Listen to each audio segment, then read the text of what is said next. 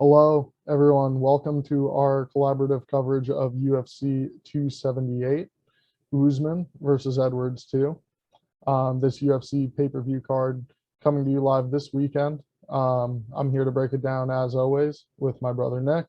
We go through the card top to bottom, giving our picks and who we think is going to be emerging victorious come this weekend. Nick, how are you tonight? How's it going? Yeah, looking forward to this card. Pretty stacked top to bottom. The last pay-per-view was kind of shaky. I mean, we've had a few iffy cards. We've had a lot of finishes. They've been fun to watch, but I mean, as far as name value is concerned, this is definitely a big step up from what we've been seeing. So definitely excited to break it down. We've got some good betting spots. Not as many underdogs on this card as I usually like, but yeah, I still think we could find some value throughout. For sure. I'm looking forward to breaking it down.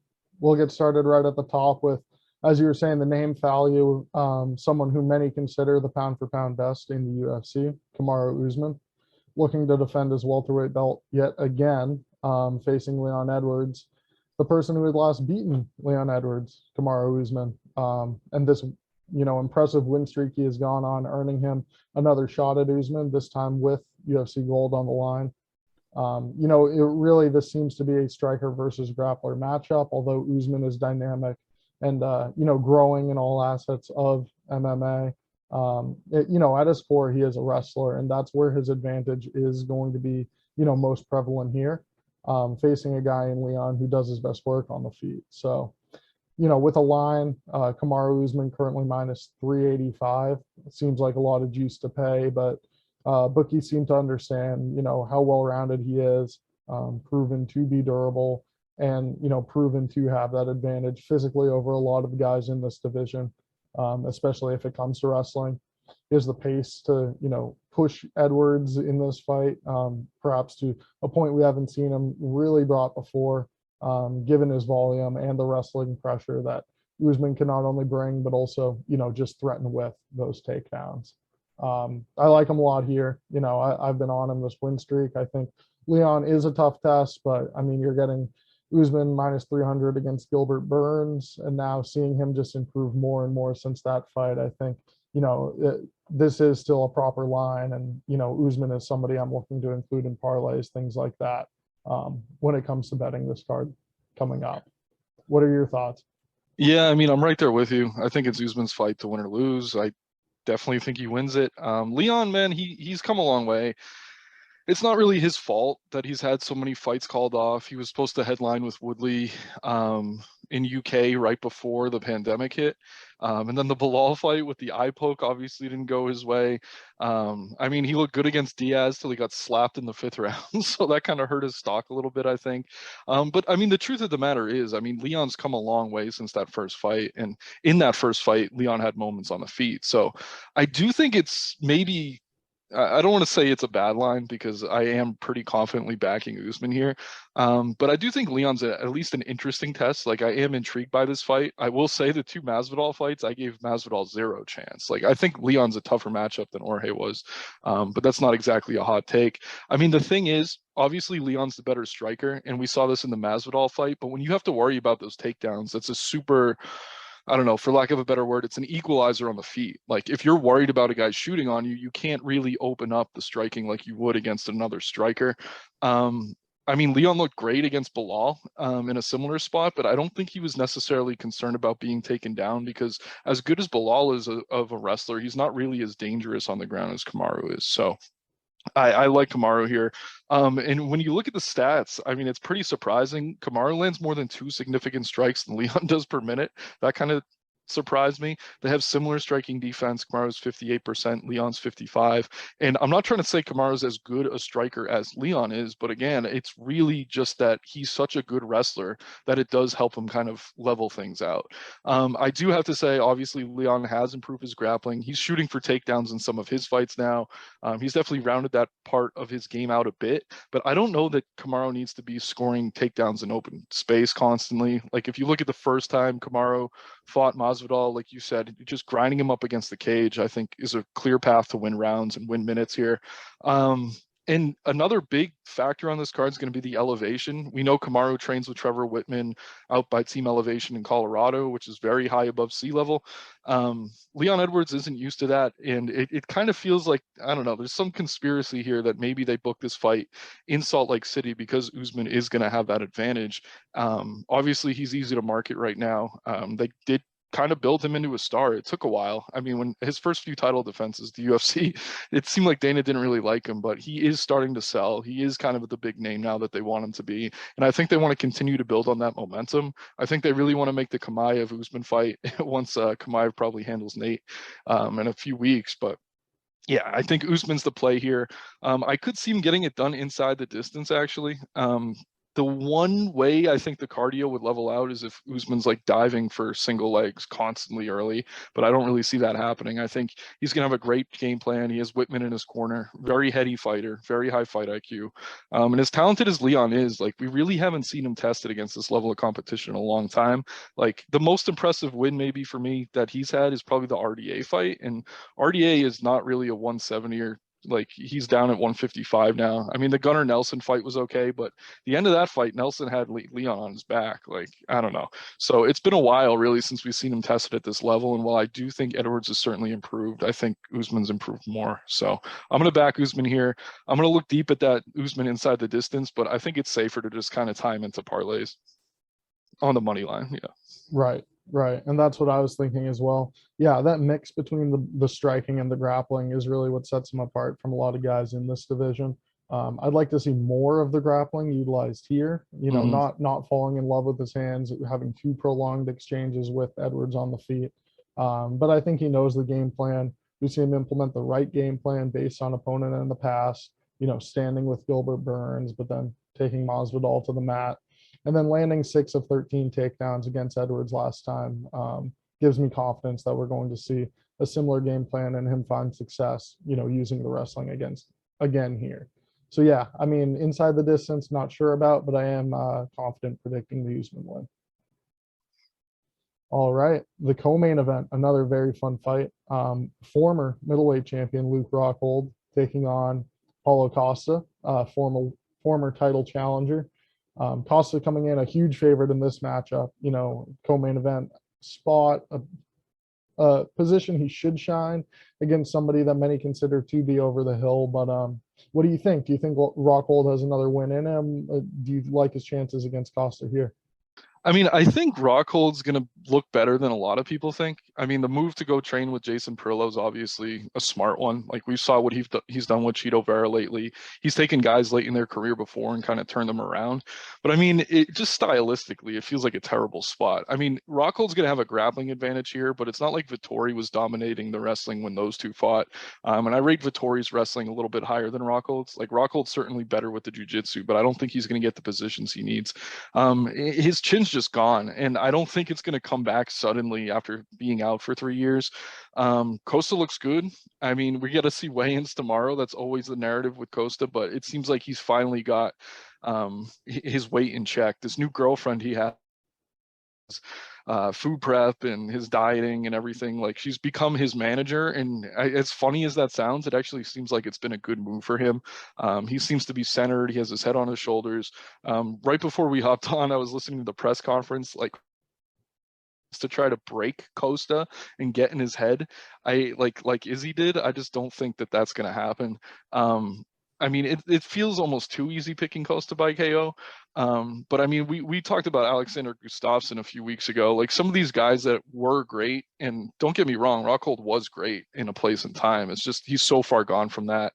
And after 3 years, like I don't care who your coach is, to eat shots from Paulo Costa is going to be tough. So I'm taking Costa here. I like him inside the distance. I like him by KO. Maybe not the first round. I could see him kind of feeling it out. I could see maybe Rockhold securing takedowns early. But yeah, at some point, I think Costa finds that chin either with a high kick or really just a barrage of punches. He should be able to put him away. Yeah, and I mean, Rockhold does have, the jiu-jitsu advantage, the advantage grappling, but he's not one to, really go out and put on wrestling clinics, and I don't really see him having that path here against a guy as big and strong as Paulo Costa. I mean, Costas looked great, honestly. You know, the weight miss versus Vittori wasn't a good thing, but that fight, I mean, he still performed He looked exceptionally good, yeah. well. He's fast. He's stronger than Rockhold. He's probably the better striker. And the pressure he employs is really going to be an issue for someone who's been removed from competition this long, hasn't won a fight since 2017. It's just a lot going against Rockhold, and with his chin being knocked out in three of his last four losses, I just or three of his last four fights, I just don't really see him getting his hand raised here against someone who is so dynamic on the feet in Costa. Yeah, I see him putting Rockhold away, probably second round, early third would Yeah. be my prediction. Yeah, no, I tend to agree. I mean, the other thing with Rockhold too, he does have a really good kicking game, question mark kicks, crane kicks, like really creative kicking game. Like it's fun to watch, or it was in his prime. But we've seen Costa eat a lot of shots from guys like Yoel Romero, and I just don't think that Rockhold at this point in his career is going to be able to really get the respect he needs to kind of put Costa in a position where he's not going to get KO'd. So I'm with you. Right. Yeah, I see him getting the better of Rockhold there on the feet. The featured bout, much more competitive than the two we have highlighted. A near pick'em fight with Merab Dvalishvili sitting as a minus 140 right now against Jose Aldo. Former featherweight champion, legend Jose Aldo. Somebody that everyone has seen fight and loves watching fight. This is a great test for Merab going up against somebody this caliber of a striker on the feet, but also with the takedown defense.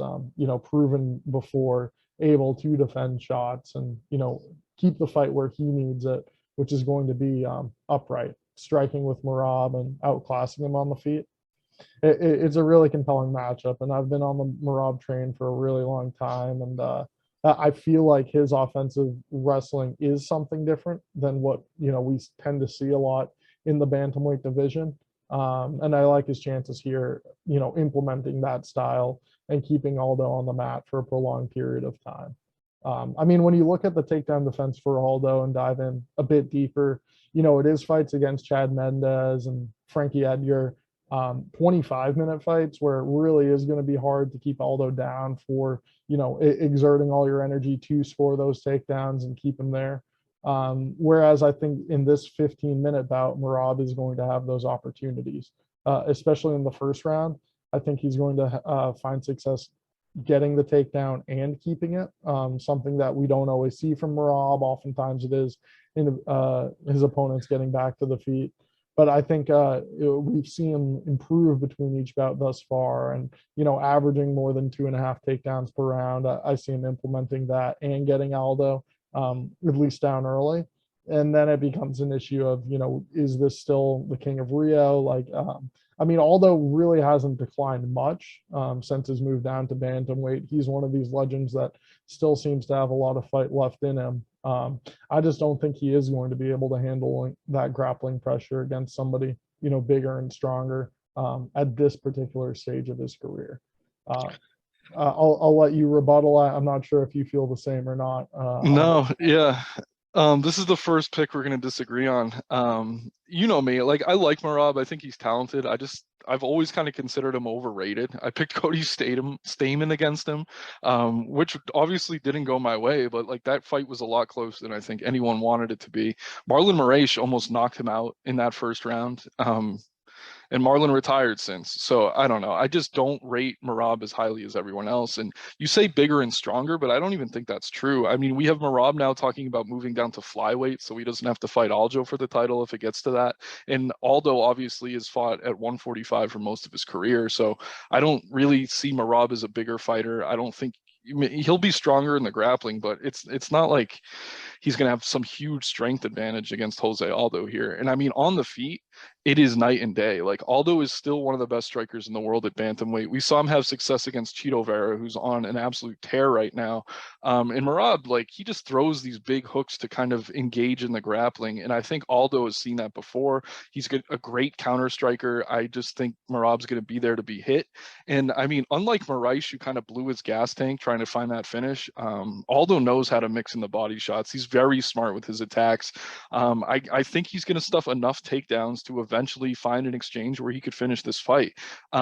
And I mean, the other thing too, like you say keep him down, like based on what? And no one's been able to keep Aldo down. And not only that, Marab really hasn't held anybody down, like even poor grapplers, much worse than Aldo. He hasn't kept them on the ground. Like he can wrestle, and he could wrestle for ever. Like his cardio is amazing, but I don't worry about Jose Aldo in a 3-round fight. I think in a 5-round fight, a lot of the things you're saying would hold more truth to me.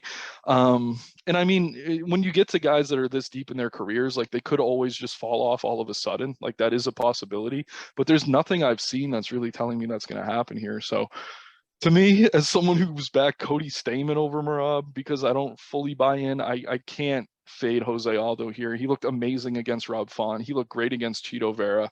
And I mean, this is set up. Like if he wins here, he probably fights the winner of TJ Aljo in Brazil first quarter of next year. And I mean, what better way to kind of end his career? And yeah, I know things don't always go according to the storybook, but yeah, I just think 90% takedown defense across his career. That's amazing. So Merab's striking just isn't there. Like he's not going to be able to hang with him on the feet. And I mean, sure, Merab's going to score probably a couple of takedowns here. I don't think Aldo leaves this fight with that 90% takedown defense. Probably comes down a good amount. But at the same time, I don't think he's going to keep him down long enough to stay safe. And yeah, I don't think the cardio is going to be an issue here either. Like we've seen Aldo in 5-round fights recently, and he's looked fine. So I guy, he's looked good. Like there's nothing about Merab's game that suggests like I don't know. I just think the striking's really not there, and I think there's going to be more striking in this fight than he's going to want. So I can't fault you for your pick. This isn't one where I'm like you're crazy. Like obviously it's a pick 'em line, but I don't know. I just see Aldo getting it done here. And the way Merab talks about Aldo, like it's kind of different. Like Merab's very respectful, which I appreciate, but like he was shocked he even got the Aldo fight. He's like, I didn't think I would get someone so high so soon. And to me, that's just like a bit of a red flag. And like I'm kind of digging for angles here. But I think I just have enough strategically in terms of the styles that Aldo should win. Like he's had success throughout his whole career against wrestlers. And I agree that Merab's kind of a different breed of wrestler than what he's seen. But at the same time, he's not keeping guys down. Like he's not even keeping like Gustavo Lopez or Casey Kenny down consistently. So I don't think he's going to be able to do so against Aldo here. I'm taking Aldo on the money line. Yeah, and I mean, again, with Aldo, you had mentioned the finish. I feel like that would be, what he needs because, again, with Merab, the volume that he puts out, landing for, north of 4 significant strikes per minute. And No again, the damage on volume. those strikes, though. That's the issue. Like damage rules. Like And again, he can hit with power, but again, with Aldo, he is going to be a better precision striker. I'll give you that. More threats with finishing to the body. The leg kicks are great from Aldo as well, but I think Merab could parlay those into takedowns, even though they come off so quick.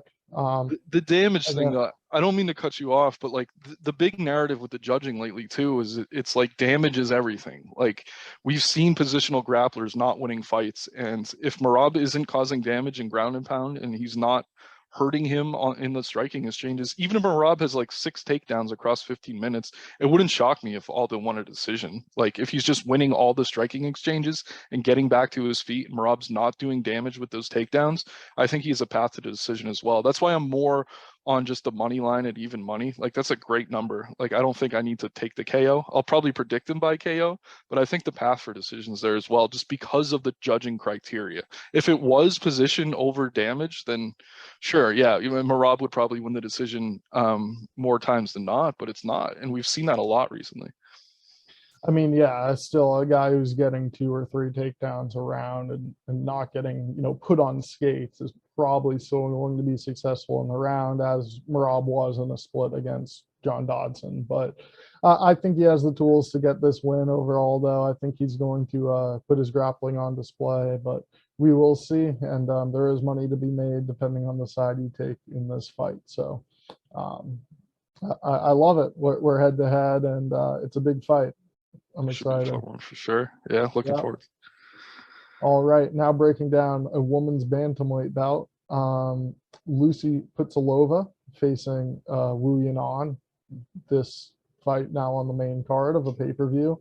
An interesting matchup for sure. I mean, Putsalova lost 4 in a row before getting cut by the UFC and has put together, a little run in octagon sense of 5-1, but it is not against very, high level competition. She's good at brawling. She's good at getting into exchanges, and I'd say reacts to big shots better, eats shots better, and returns. When compared to Wu Yunan, but I mean, on the feet, it's kind of a coin flip when you look at this fight. I mean, Yunan, you would say to be the more technical, but not necessarily somebody you could rely on to, win rounds on volume. And neither one of these women too keen on bringing the fight to the mat. So it's a coin flip fight similar to the one prior. And I think you really could justify putting money on either side, but I'm staying away. I mean, I'm not confident. Wu Yunan is the side I'm leaning, just because I feel like, she's fought tougher bantamweights, getting in there with Mayra Bueno Silva and Jocelyn Edwards. Now getting Putsilova, who, fought a flyweight for a good portion of her career too, isn't the toughest test. And I feel like this is a good opportunity for her to get back into the win column. But there's nothing I see to really predict it confidently. Yeah, I don't know why this is on the main card. It's like a bathroom break fight if you're there in the arena. Like, and I don't mean to knock these girls. And like, we've knocked some of these fights on the main card recently. Like, why is this on the main card? And they've turned out great. And I think that's the thought here, is that these two are just going to stand in the pocket, beat the crap out of each other. I think Wu does have a grappling advantage if she chooses to lean on it, but at the same time, it's like she just hasn't done that at all in the UFC. Pudilova, like you said, fighting an octagon, which is a regional promotion I actually kind of respect. She fights out of Czech Republic, so I know there's some people who think, oh, they're trying to get the Chinese fighter a win here. But on the other side, I mean, with Jiri being the champ at 205, it makes sense to get more Czech fighters back in the UFC, so you could kind of build cards that way. So narrative wise, it could go either way. Like, this is a very low level matchup. I mean, it'll be fun. They'll probably beat the crap out of each other. Both are good offensively. Neither has great striking defense. Let's see. I mean, I know Wu has a negative striking differential. I think Pudlova's close to it. But yeah, like you said, I mean, Wu's seen the tougher competition lately. That's my lean at plus money. It just seems like a little bit of value could be there, but at the same time, it's like, how can you feel confident either way here?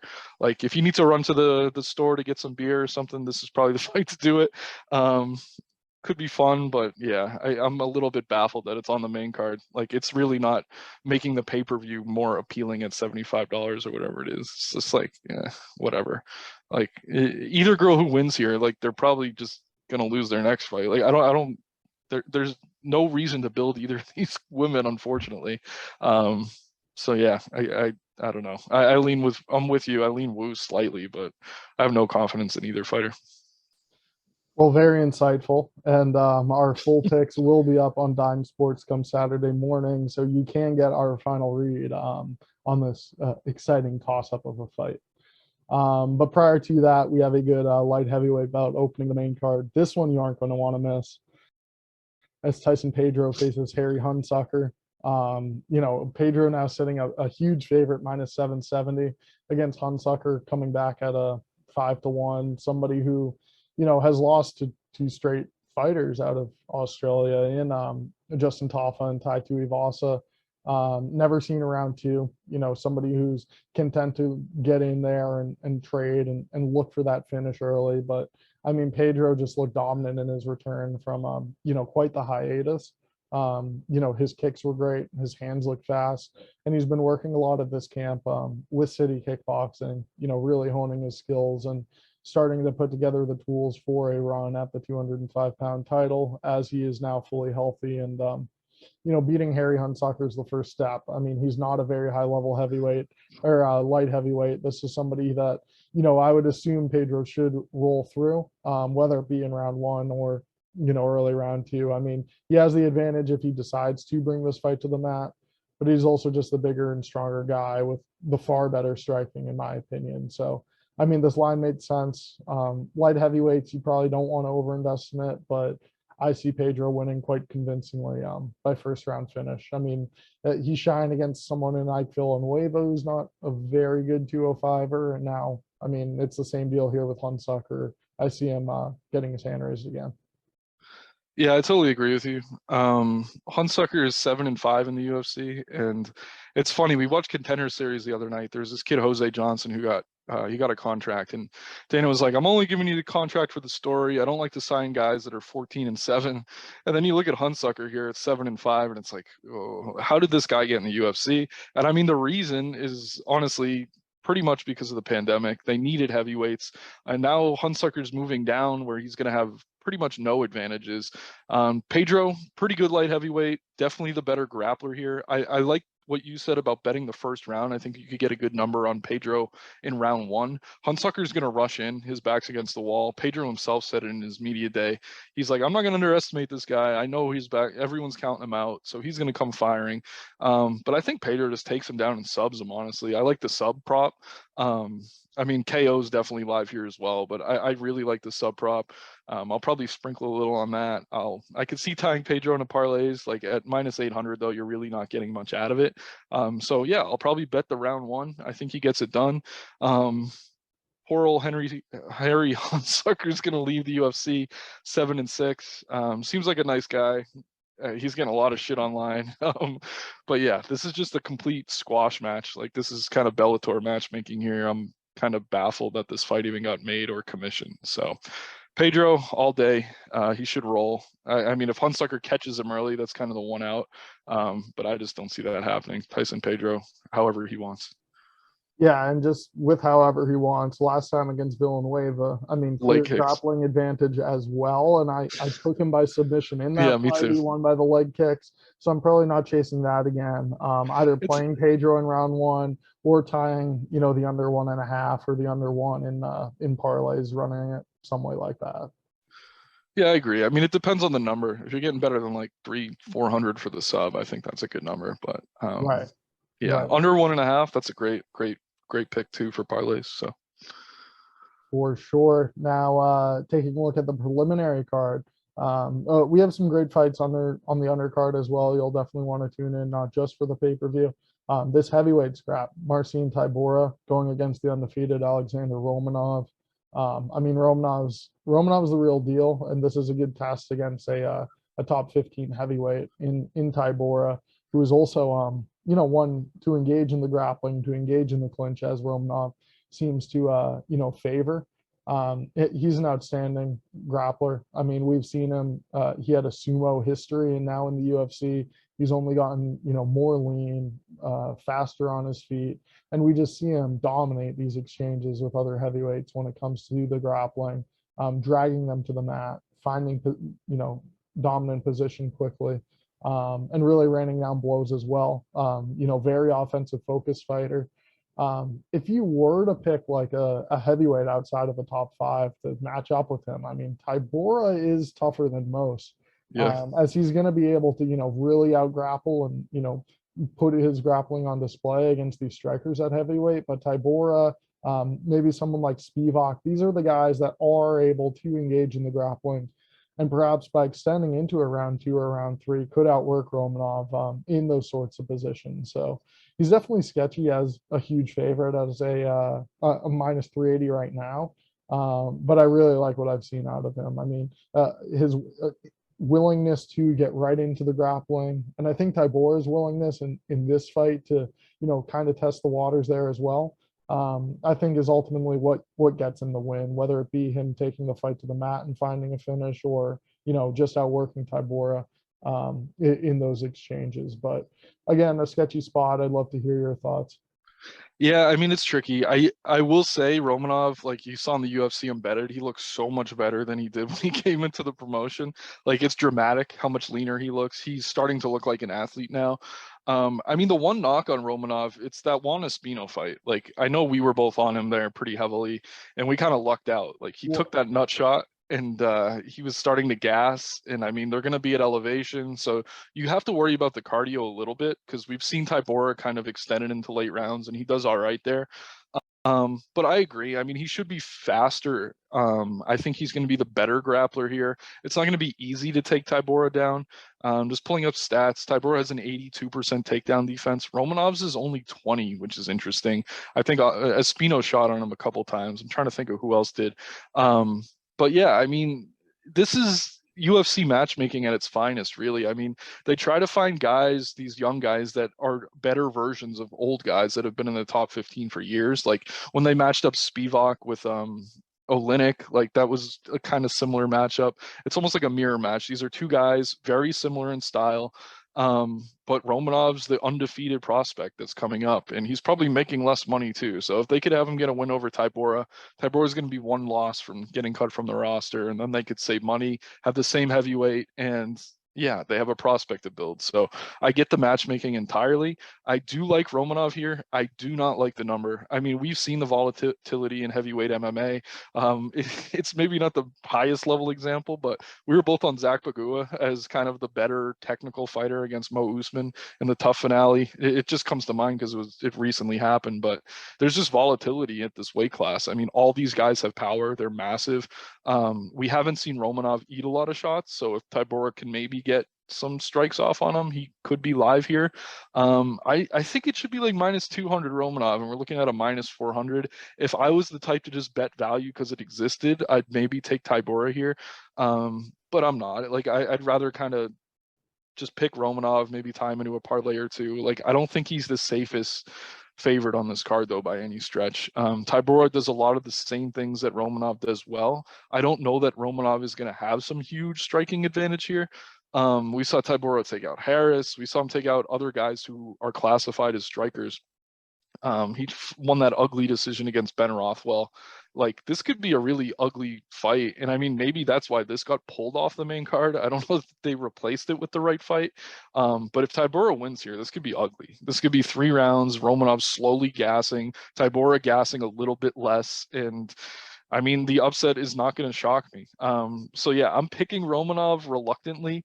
I do like what I see though on embedded, and I'm excited to see the weigh-ins tomorrow to see what he weighs in at. He came in at 236 last time. I'm thinking he weighs about the same here, but it's going to be a lot more muscle.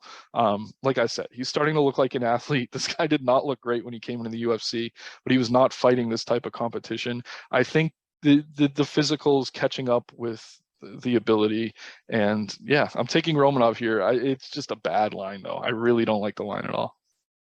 Yeah, and I will correct you. I took Juan Espino in that fight against Oh, you Alexander did? Romanov. Yeah, I thought his size, his ability to grapple was going to be the factor in Kudos. Yeah. winning that one. And he really should have gotten it even with that, nut shot stoppage. I'm not sure how the refs give that third unfinished round to Romanov. But again, my opinion of Romanov has only grown since then. I didn't like the optics in that fight, him finding that way out. However, he is improving, and yeah, I don't think Tybura is the type to really outwork him in those positions, as he's more of a grappler to engage, clinch along the cage. Where I just think Romanov will be able to, win the positions and find his way on top, which will be critical. But yep, just tough to get value out of him at a minus 380, minus 385. Yeah, and I hope you're right, but I do want to say since the Espino fight, the 2 guys he fought have no takedown defense in Vandera or Sherman. Like Yeah, Tybura has good takedown defense, which makes it interesting. But yeah, I think he wins more positions. I'm picking him to win, but he's and not going to be in again, all my parlays this week. That's for sure. yeah, and kudos to the matchmaking. Again, you give him like a young up and coming striker, he's probably winning. You give him one established striker, he's probably winning. These are the fights where we really should see him, tested further. All right, breaking down now a lightweight scrap. Leonardo Santos, the underdog, against Jared Gordon.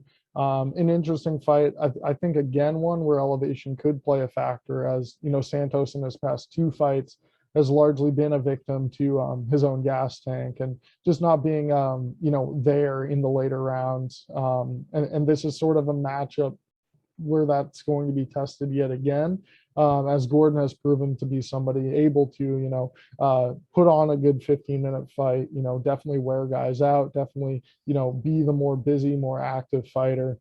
Where Santos is somebody who you think will rely more heavily on big moments or even just the knockout in order to get his hand raised. Certainly not somebody I'm rushing to bet at any odds, just at this particular stage of his career.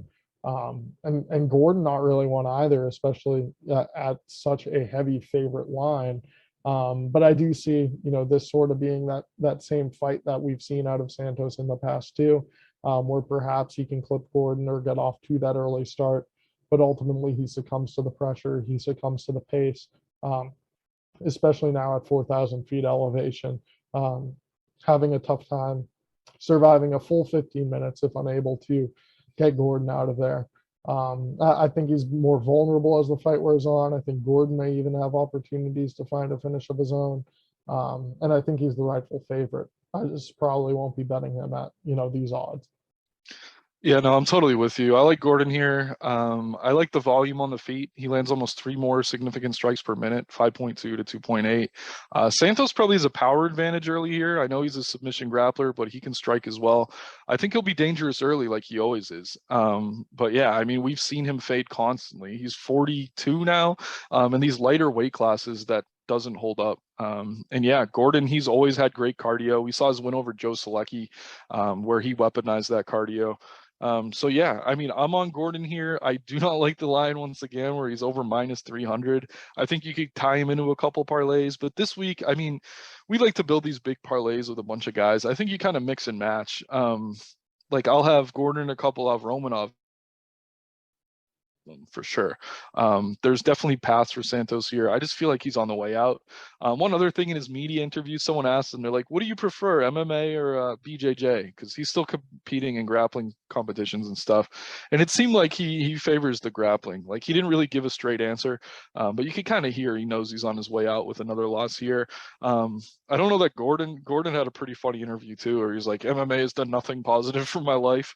But he's still very engaged. He knows it's his bread and butter. I like Gordon here. Don't love the line. If it continues to dip, maybe below 250, that's where I might make a play on it. But right now I'm seeing 300s, 280s. That's definitely a little too juicy for my liking. But yeah, I think Gordon's just a more well-rounded fighter. I think he has enough defensive grappling ability to stay out of submission early, and he should have advantages on the feet, especially technically speaking. Santos will have some power early, but at elevation, it's going to start to fade. So Yeah, and we've seen him beat, tougher lightweight competition than this. So yeah, I think he is the right side looking ahead to this matchup. Yeah, I wouldn't be betting Gordon 300. I probably won't bet Romanov 380, but some Sean Woodson sitting at a minus 350 right now. This is a fight I am interested in coming up this weekend. Featherweight matchup. I mean, Sean Woodson is a monster at featherweight, 6'2", and some crazy boxing. I mean, I love the hand speed, the volume we see out of him, varied attacks, attacking to the body. I think pace is going to be the difference. While Saldana does throw a lot out himself, landing nearly 5 significant strikes a minute. Woodson's more nearly at 6. He's very accurate with his striking. He's able to place punches. And once he gets going, I mean, the combinations are just hard to keep up with. I don't know Saldana is going to be able to react well to the speed, especially as this fight gets later on. And then whether it be a combination where, he doesn't see the punch coming to the body or the head.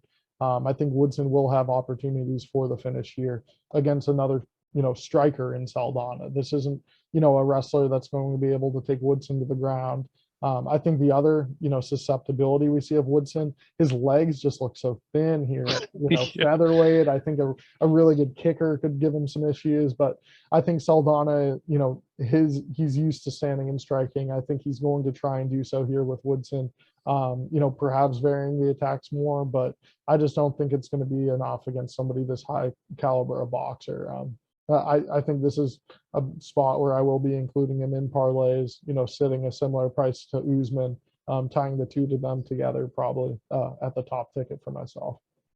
Yeah, I like Woodson here. I think he's the right side. I like the 300 feels a little juicy, but I do like it more than say Gordon or Romanov. So I'm with you on that.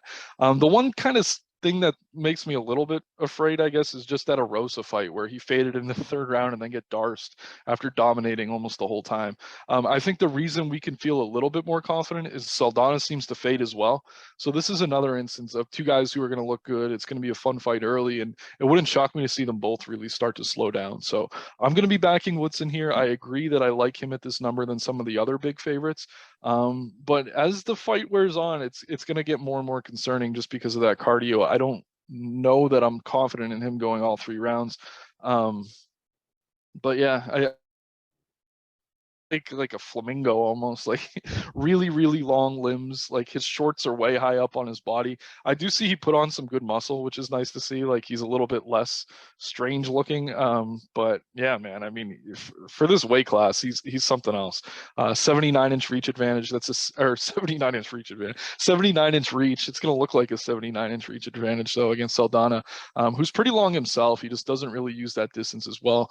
Saldana has some kicking game, but I don't really see it being a problem here. Woodson's so good in the pocket, great combinations. And yeah, Saldana throws volume, but it's more kind of 1-2s and things like that. 1-2, get out, 1-2, get out.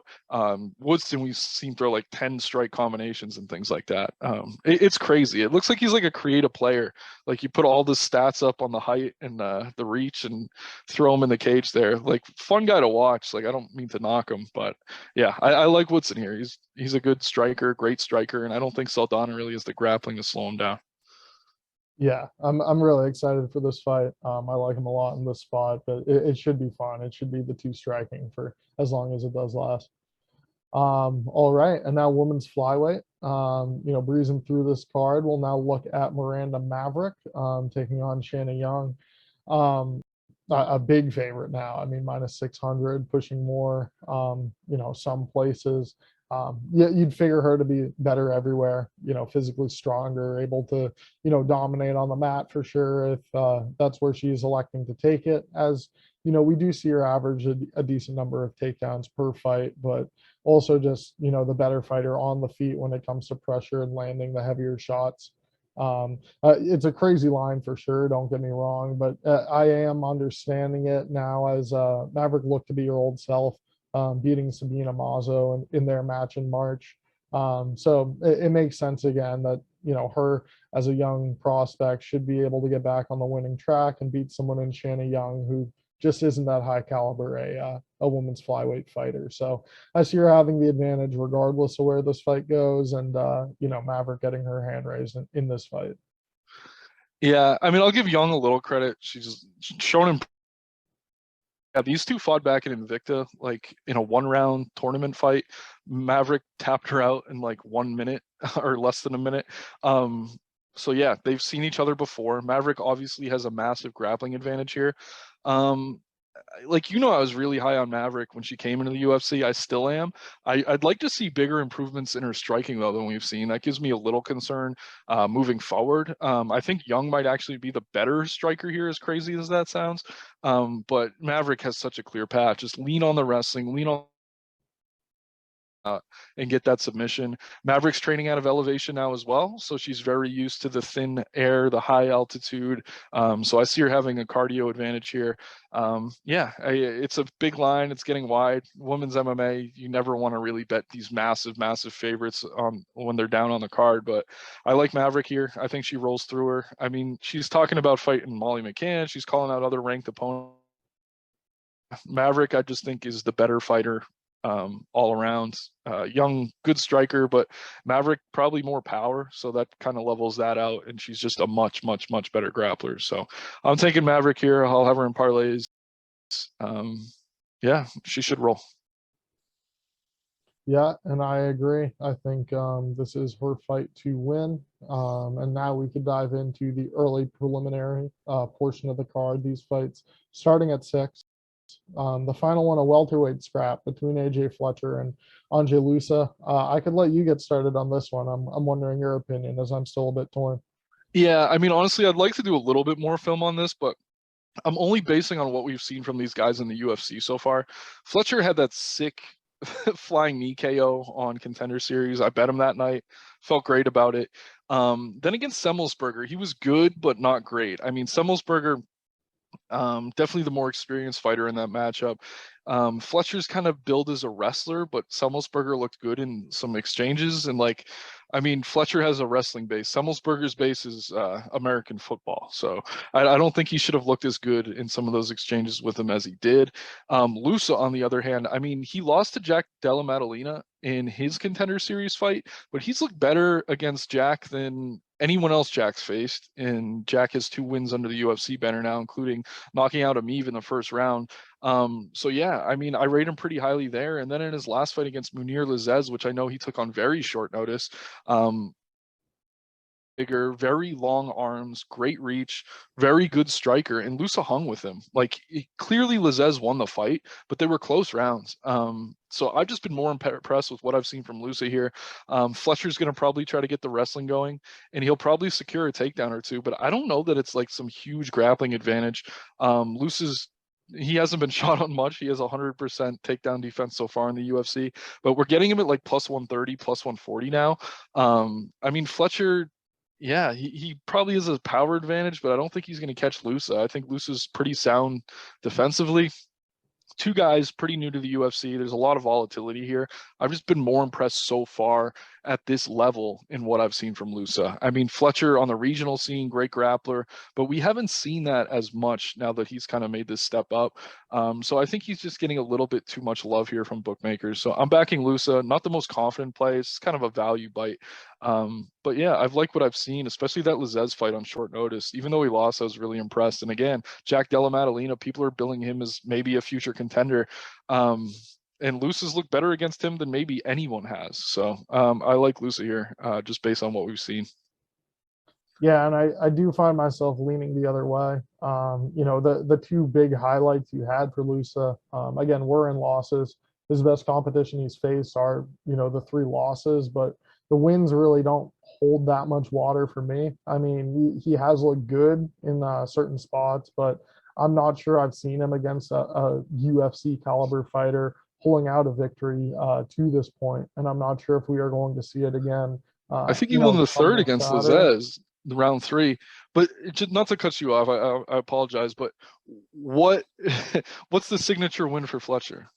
Well, I will just say I was impressed by his wrestling performance against Matt Semmelsberger. Although Semmelsberger is not as credentialed a wrestler, he has proven to be a very good wrestler when it comes to mixed martial arts. I think Fletcher really looked good in the early half of that fight when it came to his wrestling. And I think now facing somebody in Lusa, he's not going to have as many tests when it comes to resistance in the grappling department. If he is able to get the takedowns early, round one, round two, I think he could parlay that into a lot more success grappling moving forward in the latter half of this fight. He also is a credentialed wrestler from Louisiana, University of Lafayette, Louisiana. And to accompany his wrestling, he has the big overhands that, don't look great, but have proven to be effective in securing some wins as well. I like that out for him, but yeah, I think the wrestling is going to be key for him in this fight, especially given the 7 reach, advantage Lusa holds. Not only is Lusa, long, good size for the welterweight division, but Fletcher also seems to have the tiniest arms of just about anyone you'll see. But I think the wrestling is going to be the X factor. I think the bookies know that, and that's why, the line opened this way and has kind of floated at this number of about. There has been some buyback on Lusa, but again, I just haven't seen very high quality wins out of him. And I don't think he warrants being, this small a dog against somebody who one would think has the advantage when it comes to grappling.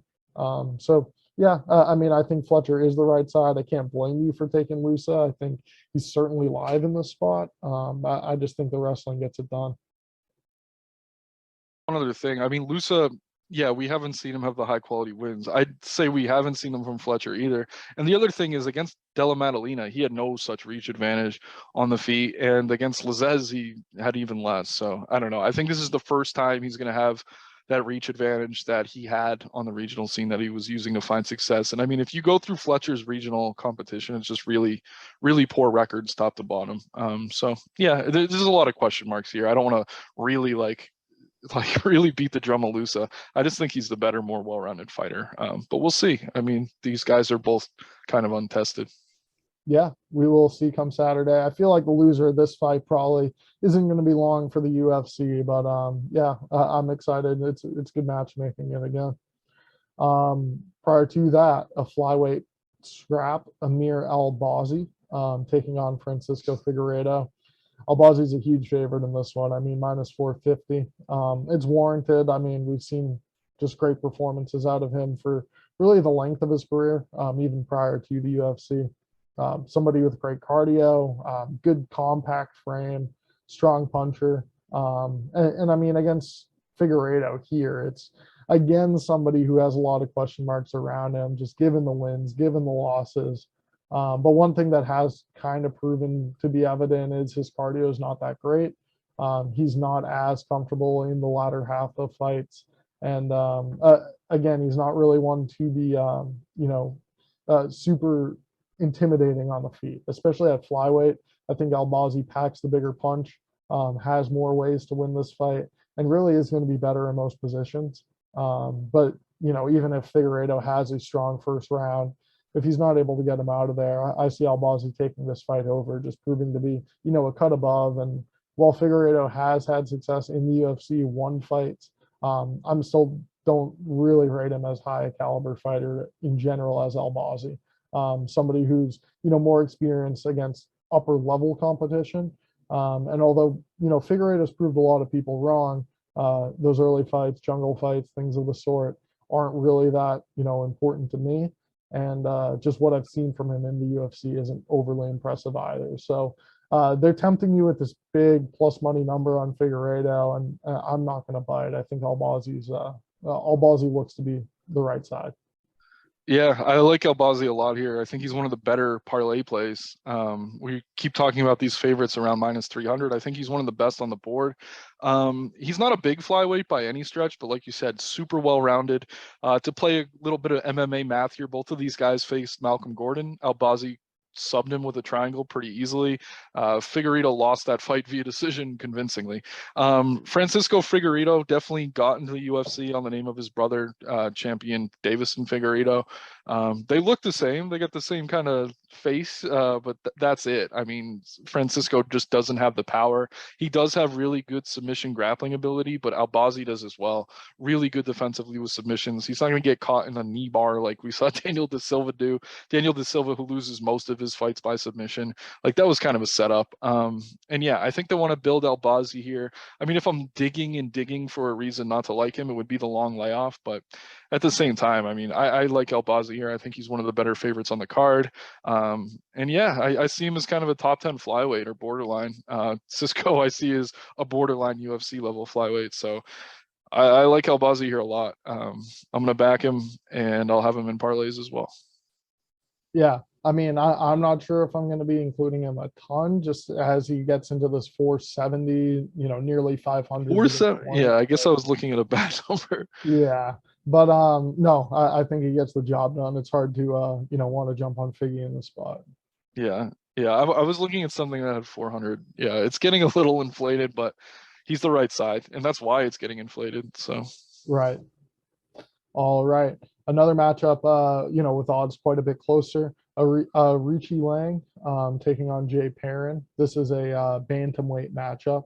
I would categorize grappler versus striker. Richie Lang wanting to keep the feet, Perrin probably trying to take this fight to the mat, and one that I could see going either way. Do you have a lean yet looking into this matchup? yeah, if there's a fight on the card I need to spend more time on, it's this one. We've seen decent things out of both of these guys, but I need to kind of dig deeper, honestly. I mean, Arichi Lang, I think the big thing here is that he lost to Cody Durden in that 3-round decision. Very close fight.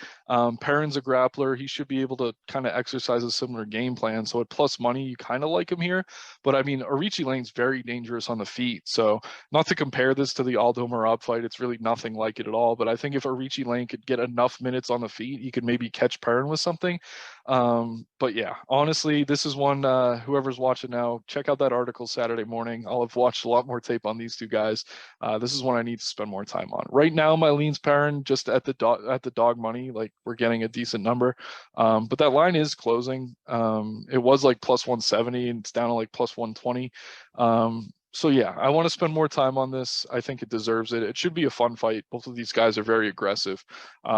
But yeah, it's tough to have a confident lean at this point for me. Yeah, and I think my lean is largely due to the dog money side. I like Perrin. I think the key for Richie Lang in this fight is landing that big shot. He's really a brawler when it comes down to it. Like, he's looking to exchange, and he often will also, overextend with his punches, trying to find the finish.